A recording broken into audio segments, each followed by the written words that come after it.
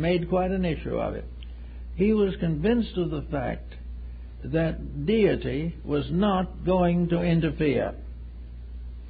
In other words, God is not going to answer the prayers of the selfish and those with ulterior motives. God answers that which deserves answering because this is the law.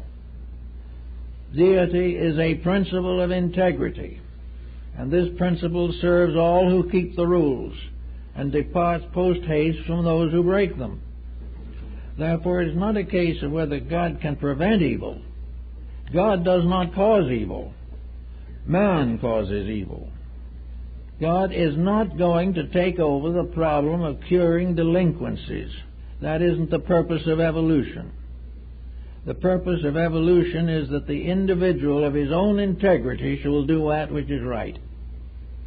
The individual will become the champion of his own cause, knowing that if his cause is right, universal law or deity will be with him. If he does it wrong, there is no prayer, chant, or mantra that will make it right. We've got to get down to some of these fundamental factors in our daily existence. If we don't, we're going to drift on into a new century. There is evidence that the actual situation is taking over. There is greater thoughtfulness, but there are several areas in which this thoughtfulness is being neglected. This thoughtfulness, particularly now in our religious life. We are not uniting religiously under the cause of the present day. We have great struggles between various political units in the name of religion. The religion is used as an excuse or as an arbitrating factor, but in the realities we are not using religion to bring about world peace. We are working on the religious problem in the way that if you will join our religion, we will be peaceful together. There is no willingness of religion really, honestly, to honor the faiths of other people. Somewhere along the line, religious barriers have to come down. Religion has to be regarded for what it really and actually is, and that is a faith in the reality of things, a faith in the principles behind things. There is no reason why the 4 billion people who are making up the religious world should not be immediately reconciled. They will not be reconciled, but it's not because of their religious differences. It's because of the ulterior motives that have been built up around these differences. And it's very often the result of a few selfish leaders using a doctrine to bind people to serfdom of some kind of political or industrial slavery. There is no doubt in the world that most of the religious people, left to their own devices and not stimulated by false teachings or activism of some kind, that they would get together and make a very happy family. We need the happy family religion. We need the religion in which we recognize that the purpose of religion is to protect the environment, protect the internal life of the individual, and conserve in every way possible the resources of the universe. These things are the way of God. Now, deity could, theoretically at least, force this upon us. And if it comes to something else, it wouldn't necessarily even be deity that forces it. We would force it on ourselves by breaking the rules of deity. It is far better then for us to start in working to build some kind of a basic integrity into the life of the world. Now, there are certain nations and countries in which most of these principles are very, very strong. And I think among those principles we find people of every faith and every nation. But here we have certain privileges to do things, and I think we should make every possible effort to do them. We should begin to try to set up a model of a better way of life. We should gradually develop within this country what it was intended to be, It was intended to be the symbol of a united world. It was to be a symbol of peoples of all faiths and all beliefs working together, living together, thinking together, hoping together. It was to be a unity of people without class or caste, with equal opportunities for all and special privileges for none. This was what was intended, but this isn't what we find now. And what trouble is, we can't change it because it seems to interfere with the success of too many people to bring the thing back again into truth and order. Fortunately, however, we're getting awfully tired of some of the things that are happening here. The Near East is an abomination. We're developing the same problem throughout Latin America. All these various areas that have been at each other's throats for years are again at each other's throats, trying to solve problems by killing, hoping to achieve the brotherhood of man by exterminating anyone who disagrees with them. Well, this can't go on, because in order to exterminate the race by this procedure, we will also exterminate the planet. We will so poison it and so toxinize it that nothing can live on it. And little by little we begin to notice the effects of these things upon our harvests, upon our thinking, upon our family lives. Everything is gradually going into a toxic state, due very largely to mental and immoral toxins that we're spreading all over the world. We've got to get together on something that is basic. And I think the one thing that might help us to recognize is the fact that we are all by ourselves on a little ball, and that this ball is not going to get bigger, and all the wealth in the world is not going to make it more prosperous. We're not going to be able to have more resources than we possess. We're not able to take out of this earth more than is in it, and we are gradually exhausting the concept of private wealth, and we are exhausting the process of an eternally bountiful nature that will let us make every kind of mistake and then forgive us. We are in a problem where I think physical sciences should begin a very careful study of the effect of human attitudes upon the material substances of the planet, that we begin to analyze the electric and magnetic currents by means of which life is perpetuated on the planet. We're going to understand more about the fertility of crops and find out where this energy comes from. We believe and know for certain from some things that it originates from the sun and finally comes here. But it's part of a great organization. It's not a place where it is channeled into delinquency groups and prisons. It is an energy that is diffused for our good. It is not diffused for us to sell it by the ounce. It is our use to rise out of this type of life and come to the realization that happiness is when we're all happy, or all doing those things which create happiness, and that excessive ambition and excessive personal possession is simply gradually cutting the earth out from under our feet. We are now in the 6th billion.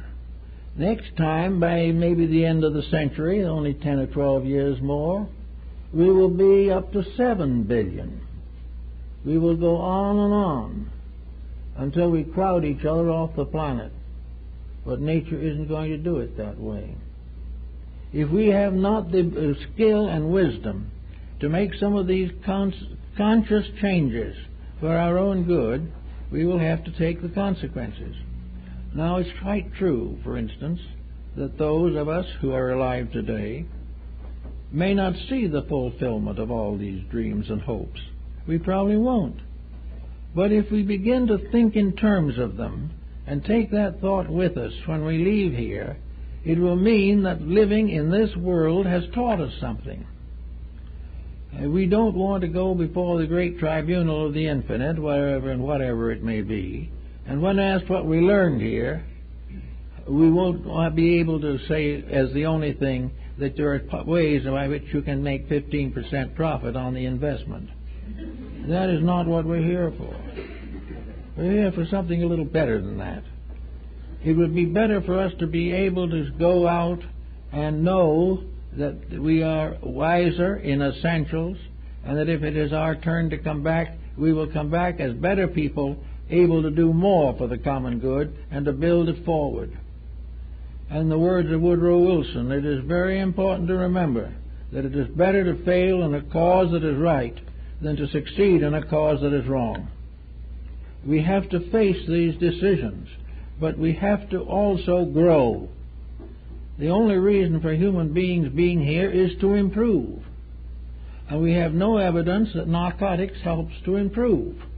We have no reason to think that our rock music helps to improve. We have no reason to think that the collapse of the stock market is helping basically to improve anything. It is simply revealing our own mistakes. Now, we can learn from our mistakes, and that makes them valuable. But to just perpetuate them, hoping to get away with it next time, will take us out of here poorer than when we came. Every human being ought to be at least 1% wiser when he leaves. He should have learned something of the integrities of life. He should have learned something of the eternities of value. He should leave this world a better person than when he entered it. He should not be in a position where he decides that suicide is the only way out. He is here to gain some kind of internal fortitude, to learn to appreciate the beautiful, to serve the good, to dream of the things that can be. He may not live to see them, but this does not mean that the attitude is failing or is a loss. The things we learn now become the basic materials for future embodiments. The moral values we discover become part of the inner life, and they alone can we take with us when we leave here. And it's a pity to make a pretty nice little planet like this go through such contortions as we've forced upon it. We are the ones who are ruining it. It is still the wonderful planet. And with a little love and a little help and a little care, it can be a garden for unborn generations to come. But if we continue consistently to abuse it, it is going to also turn on us and create a generation of people incapable of attaining to a high degree of cultural maturity. I think we have to think, therefore, no longer about the gods fighting over the walls of Troy, no more about who is right in war and which side divinity is on, and realize that divinity is on the side of peace, and realize that as long as we do not attain to the peace with which we were intended to achieve, we will have these kind of problems, and they will get worse. Now, peace is a nice big word. It has all kinds of meanings. It also means peace over the back fence. It means neighbors getting along without gossiping and tearing down each other. It means a person who is proud of somebody else's better character. One who is pleased when the neighbor's son gets a better job and doesn't think always in terms of what I'm getting and what I'm not getting and why it's all unfair. We need to have the kind of peace that comes in marital relationships, where there is a mutual understanding, where there are depths of values, and where things of great importance like parenthood are accepted with a joyful realization of privilege. We are privileged to bring in and to mature lives that will be useful to us and will help the world to grow. We need also this peace in the garden. We need it in the weeding out of that which is unnecessary. We need it in the moderation of life and the curbing of extravagance of all kinds, and also to get over forever keeping up with the Joneses. We also have the importance of reorganizing our monetary structure for the purpose of seeing that money is what it was intended to be, a medium of exchange and not a basis of wealth. That was discovered by the Greeks long ago. that as long as wealth is an end in itself, it is the bitterest pill that we ever will have to swallow. Wealth is nothing but the means of communicating and exchanging. It is not convenient for the average person to put a load of hay in his back pocket. Therefore he gets a token, a symbol of that, which he can exchange for something that he needs. But when he starts loaning that exchange at double rate, and all this type of thing, he gets into trouble. He also gets into trouble when he fails to recognize the rights of the person who sells to him, and who is entitled to the same consideration as he expects for himself. As long as money is a symbol of communication or in exchange, it's all right. But when it becomes the end for which people work, where someone gets $5 or $10 million a year and another one has no bread, we're in trouble. This is the type of thing we're going to have to think of, because this is our world. This is our little planet, whirling through space, headed we know not where. Possibly in a few billion years it may disappear entirely, but by that time its purpose also will have been finished. In the meantime, it is up to us to make sure that we make this planet a success, and that the powers that fashioned this planet expect us to do so. We are none of us completely free. We have the right of choice. We have a right to do that which is best for all concerned, or to do that which is worse for all concerned. And we see, as we look around us, many, many opportunities to build these better things that we dream of. We face the great confusion of congestion. Congestion is one of the byproducts of unrestrained and irrational economics. We finally will bring all motion to the dead stop, because there will be no way to move any further. This is just an emblem of our own stupidity. We should have cured these things in the beginning. There should have been regulations over what we do and what we have. Regulations not by a political group, but by common sense, by realization of the values which we are now beginning to understand. So now in this late period of the 20th century, we are beginning to see the facts of life. We are now coming to the point where we can't deny them anymore. We know we've got the congestion. We know that the buildings are too high. We just saw a big office building here get into trouble.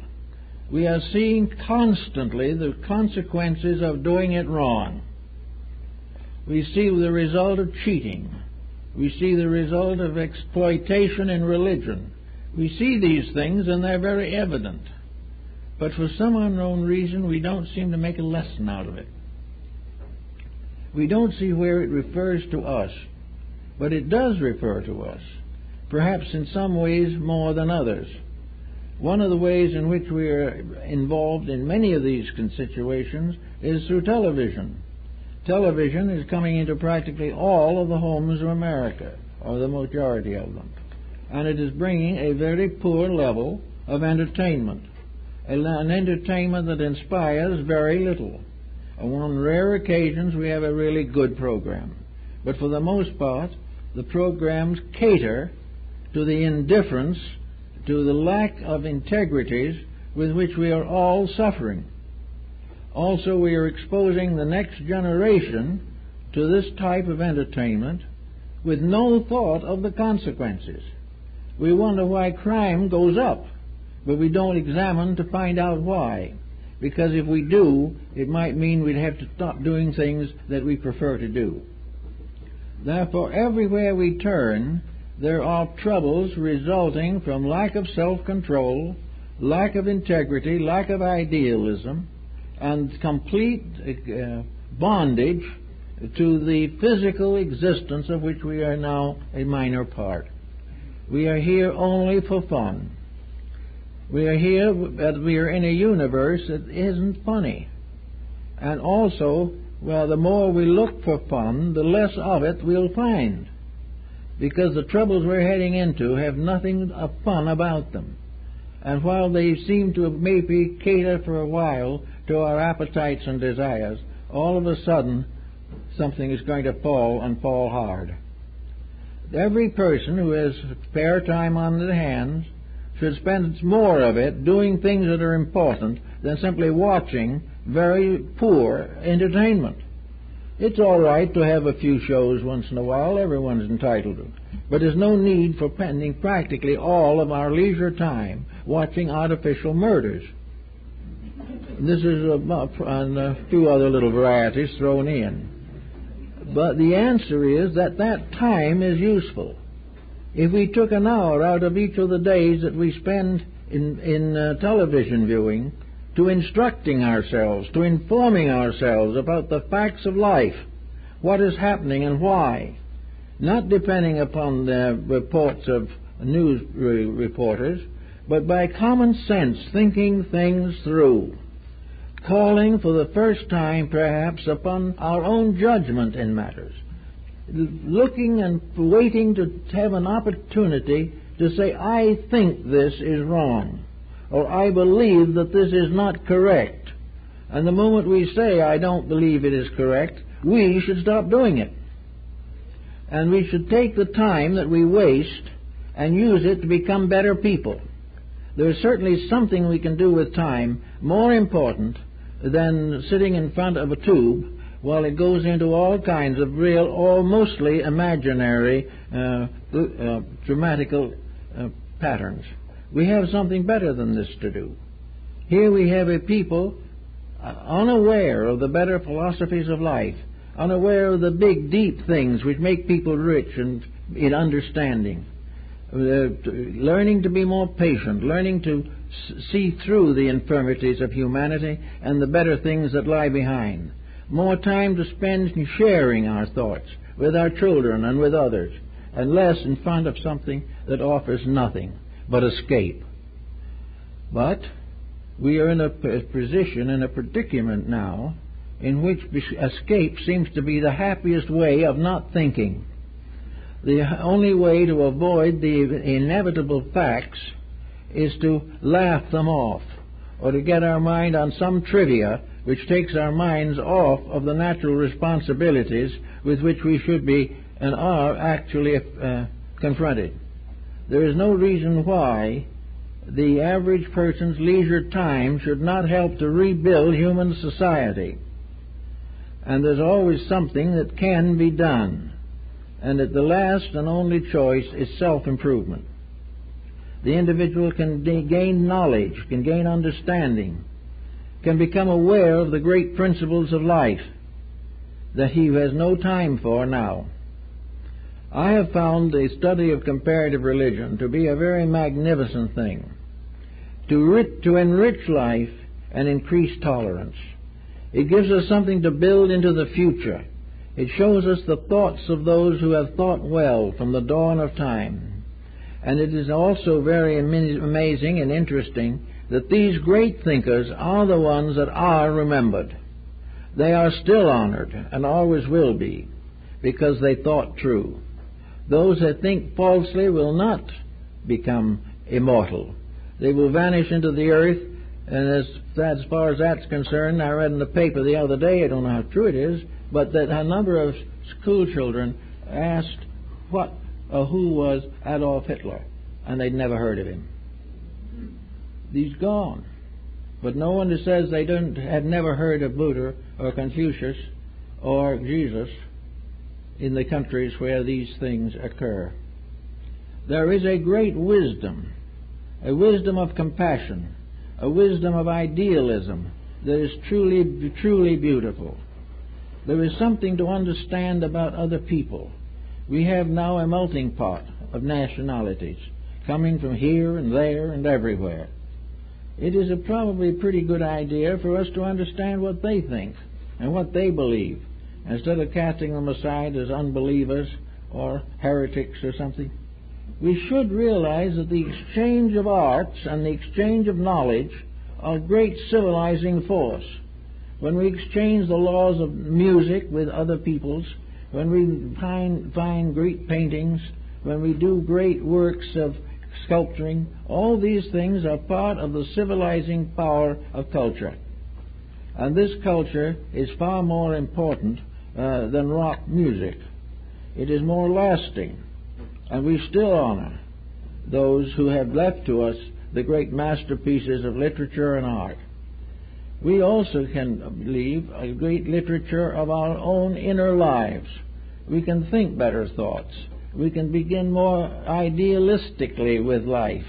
We can end the criticism with which we view everyone who differs from us, and recognize that it is not these mental differences that are going to help us, the overcoming of them.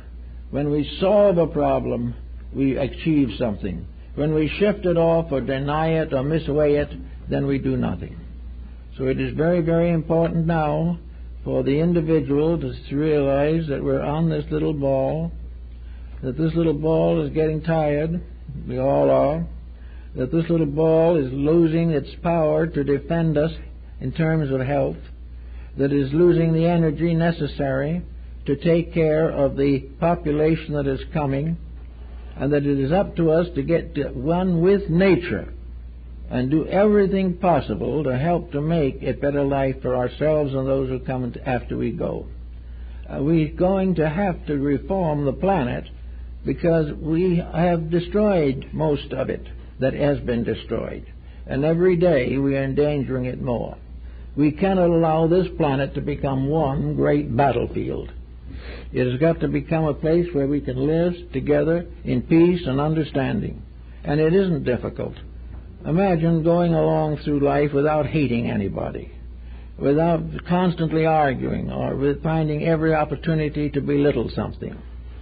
All this is psychologically bad.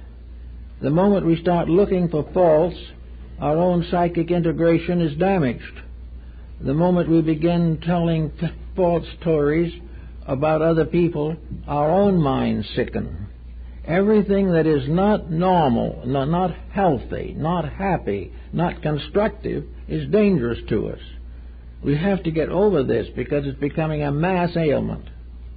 And we have psychological plagues today that are as dangerous as the bubonic plague in Europe. The various plagues are the misuses of energy and power. They are the result of our own failures to live up to our principles. There's no reason why we should become a nation of drug addicts or a world of drug addicts. It is simply because it helps us to forget or to feel 10 feet tall when we're really about 6 inches high. It doesn't do us any good. The time now is to roll up the sleeves, know our measure to be a certain amount that we were born with, that we are a person capable of conduct that is contributing to permanent value, capable of becoming better informed, capable of producing better children, giving them the sharing of parental understanding, giving them the background of reading and writing before they even go to school, giving them an internal sense of the integrity of life. When we put these children out somewhere to board or something, we're not doing this. And if we sit them in front of television screens, we are doing them more harm than good. Yet you will say you can't take it away from them because all the neighbors have it. Well, that is true now, but we are responsible for that too. And we're responsible for gradually doing the things that win them back to value. I know several families with family discussions on these matters who have cut down television viewing without the children rushing out to find a set somewhere else. If you share with them the reasons right, most children who have not been too badly spoiled are willing to listen because they see it in the schoolyard. They see it in the curriculum. They know they're not getting educated. Therefore, these things are more important than to try to forget them. Let's not continue trying to forget the problems. Let us not continue to worry about the problems. That is doing no good. But let's quietly settle down to seeing what we can do about the problems that will make them less dangerous, less difficult, and that we can be a little more satisfied with our own contribution to the common good. We need this type of thinking today. We've got to get over the idea that gods in heaven are fighting over human beings, that wars are created in heaven is not true, that the gods favor one side so that when they go to war, very often, even in recent times, the armies are blessed in the churches and temples. The idea of going out and fighting for the glory of God is still an unhappy career. There is no such a thing as pleasing God by destruction. There is no way of making the deity a better friend because we break all his rules. We do not need to break these rules. We should pray for peace and not for war. We should pray for arbitration and not for victory. We should pray for being able to be friends, to recognize the integrities and life rights of other people, respect them, and gradually in this way also gain an ascendancy over crime. For a large part of crime is simply the result of a bad environmental condition that must be changed. We are here in these formative years to build the foundation of a new century. We are here now to do the things that need doing, and we may have a little time left in which we can do some of these things. And it is very wise for us to lay the foundations of that which must come. And these foundations have got to be founded in the very principles that we have most appreciated in life. That the greatest of these is love. That to serve and love the life of our neighbor, to love the good in things, and to approach deity as a deity of love, and realize that love is the strongest and most powerful of all the laws. For the law of love is the law of forgiveness. It is the law of arbitration. It is the law of reunification. Love is the group living together in peace, each mindful of the needs of the others. In our way, living in worlds of hate, each one unmindful of the needs of others and over-mindful of their own, we are having a very bad time. They let us not blame the gods in any way for this matter. Let's not assume that the blessing of a bad motive will produce a victory. Napoleon found that out. Most of the dictators and leaders have acted or played the part of agents of heaven. They have come to do the work of God. And the work of God included the Inquisition and many of these great disasters. The works of God were served by killing each other. This is not only stupid, it is vicious. It is completely wrong. We are not here to destroy each other. We are here because that in every one of us is the same divine spark of life. And when we turn against our brother, we turn against our God in our brother. When we turn against a nation, we turn against its God. But we must realize that all these powers come from one life, that the human being has created the empires we must live with. And this human being is creating things with a divine energy within himself. It is God in him that must lead him to find the God in all others. And when he does, he'll find there's only one God. He will find that there are no strangers in the universe. Man makes them.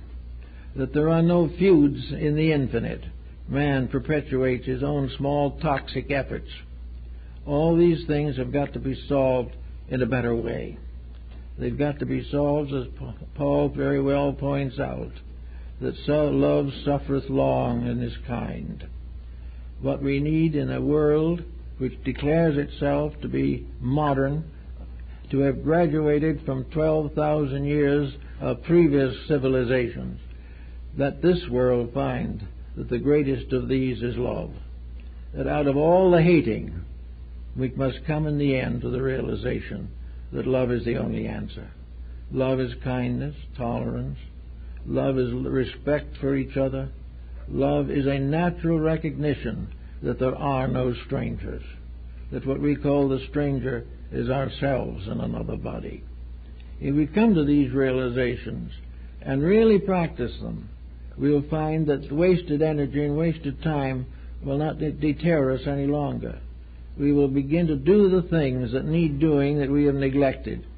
And in our effort to have a life of fun, we have neglected the sources and causes of happiness. If we can get these back, we'll be much better off and much wiser. So we don't want gods fighting each other. We don't want the Muslims saying Allah Akbar. We do not want the Christians saying for the glory of God. We don't want any of these things. What we want is peace, love, brotherhood, and companionship for the glory of the eternal and the permanent security and integrity of the human family. Thank you.